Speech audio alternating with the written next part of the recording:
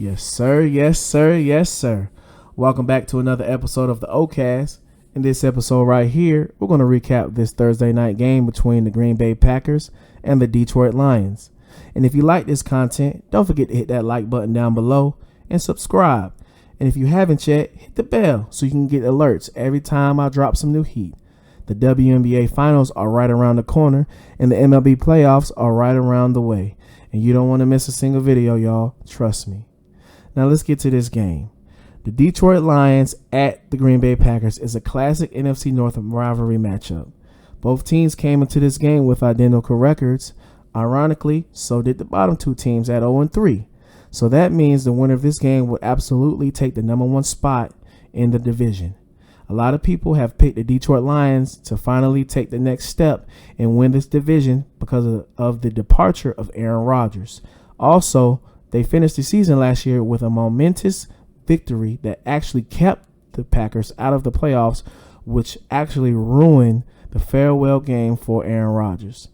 Now, also, they took this momentum to the start of the season by starting off by beating the Kansas City Chiefs on ring night on opening night. So a lot of people expected this game to be really intense, really good. But after an interception by Jared Goff, the Detroit Lions never looked back. That's right. Jared Goff threw an interception on the second play of the game, but the defense for Detroit really stood tall, keeping Green Bay from even making a first down. Getting back on the field, Detroit proceeded to go all the way downfield and finish with a touchdown pass from Jared Goff to Amon-Ra St. Brown.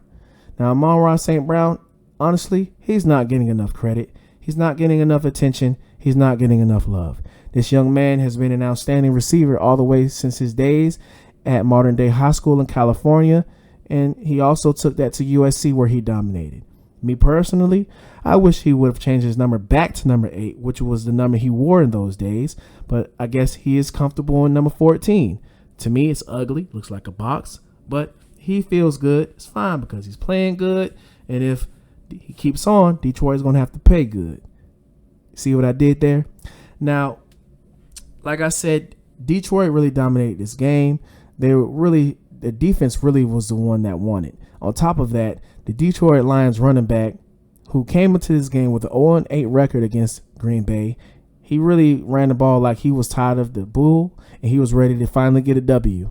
He finished the game with 32 runs and 121 yards and 3 touchdowns. Jamar Gibbs, their rookie running back, finished with 8 runs of his own, 40 yards rushing, and he also tallied up 4 catches for 11 yards. But the real key of this game, in my opinion, was the fact that after Detroit got that stop, Green Bay it seemed like they were never able to get anything going. They did not get a first down until 7 seconds left in the first half. So at the end of the first half, the score was actually 27-3, which in fact was a record for the Detroit Lions in this 188 game history. Can you believe that? But the Green Bay Packers are not set up to come back from that type of deficit. I know last week they did come back against the New Orleans Saints from a 17-0 halftime deficit, but let's not forget Derek Carr did get hurt, and that is a major blow for a team. But I don't want to harp on that because we both know that I don't want to talk about no Saints.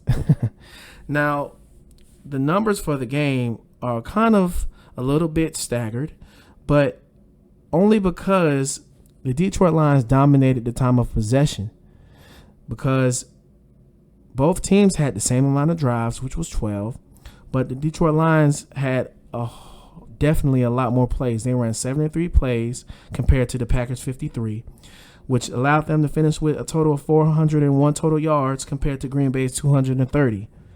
But the real thing is, the Lions had 25 first downs compared to the Packers 15. But as I said, all those first downs came in the second half when they were already down by so much. It's hard to come back on a team when they're just running the ball down your throat and you can't stop it. That's perfect football by the coaching staff of the Lions. They realized that they were on top of the team. There's no need to continuously try to pass the ball, which a lot of the league still tries to do. They did the smart thing, which was to, not necessarily time management, but running the clock all the way down to 0-0-0. And that is exactly what you're supposed to do. If you've watched my previous videos, you should know by now that I'm a huge advocate for running the ball. In fact, I might even, bite off of Keyshawn Johnson, write some type of book called Run the Damn Ball, because a lot of teams would add a lot more W's to their record if they would stop trying to please the modern day media and the modern day fans and stop being so cute and just turn around and give the running back the ball. Now, this was very refreshing to me. I love the physicalness by Detroit. And if they continue to show this, then they should definitely win this division. Now with Green Bay, I don't think a lot of fans should hit the panic button. Please don't allow the media to make you think that the end is near, because we all know the media, the mainstream sports media, is no different than CNN. They just create stories that they want to control the narrative, and a lot of that stuff is not true. But unfortunately, a lot of that stuff seeps into these NFL locker rooms, seeps into these NFL coaches' minds, and it affects a lot of what we see. But Packer fans, trust me, this is not a major problem. Like you're going to play these guys again. This is really a wake-up call for you, because you have to. It's good that you all realize that the importance of your running game, the importance of that offensive line, the importance of understanding how you're going to play with Jordan Love. Is he a quarterback that you can drop back with all game, or is he a quarterback that not necessarily dependent? You need to have a successful running game in order for him to catch a rhythm, so that he doesn't have those linebackers taking their first steps back when it should be forward. You just have to give him a lot of support. And it turns out that he is the latter. He needs that running game to be on point. He needs the defensive backs not to be able to be so aggressive. He needs those linebackers to have to respect the run game. And that's not to say that he's not that good of a quarterback. I know that you Packer fans are kind of spoiled. You went from Brett Favre to Aaron Rodgers, and now because of that, your expectations may be a little bit unrealistic for this young man. Trust me, you all, you have a starting quarterback. You have someone to build around the future. This is not a time to press the panic button. Do not listen to the mainstream sports media. Trust me. But you Lions fans, you definitely have something to be excited about. Don't get too excited. You don't want to end up being like the Cowboys fans, because it's a whole lot more football left. There's a whole lot more things that could happen.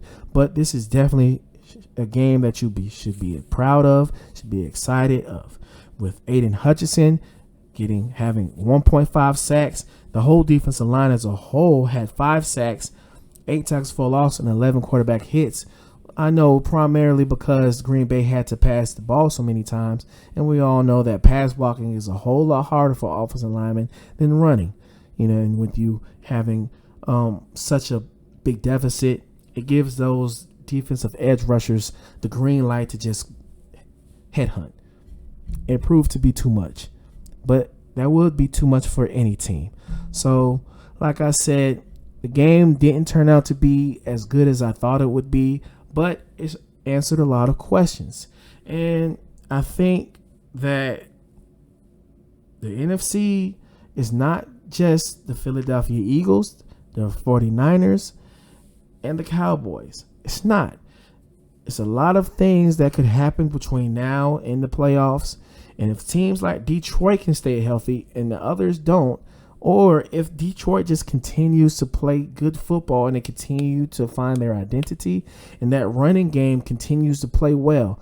I thought that running game was going to take a major hit because they lost both of their starting 2 running backs, in DeAndre Swift to the Philadelphia Eagles and Jamal Williams to the New Orleans Saints. But David Montgomery, he stepped up big time, and Jamar Gibbs, he really kind of hasn't had a breakout game yet. Last week he played very well. And this week his touches were a little bit limited because Montgomery had such a great game. However, if they can continue to have those guys play well and Jared Goff continue to play very, very good football, then these Detroit Lions are a serious threat. Super Bowl contender? No.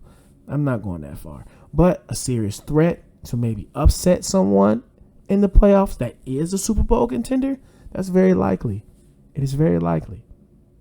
This has been another episode of the Ocast. Again, if you like it, please hit that like button. And don't forget to subscribe and hit that bell, because I got plenty of heat coming for y'all. This has been the Ocast with me, Octavius Smiles, your boy O.